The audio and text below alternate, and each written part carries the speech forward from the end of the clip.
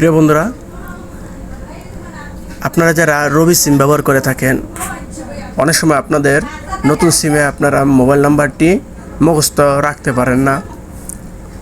আপনারা mobile recharge করার সময় অন্যের মোবাইলে কল দিয়ে আপনাদের নাম্বারটি বের করতে হয় অথবা নাম্বারটি সেভ করে রাখতে হয়।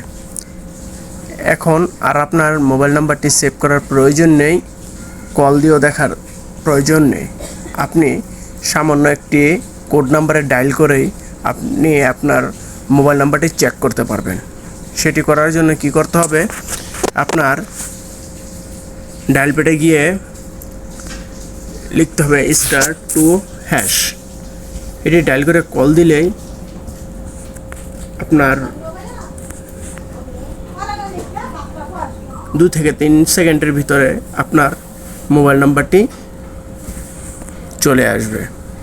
দেখুন বন্ধুরা, আমার মোবাইল নাম্বারটি চলে আসছে।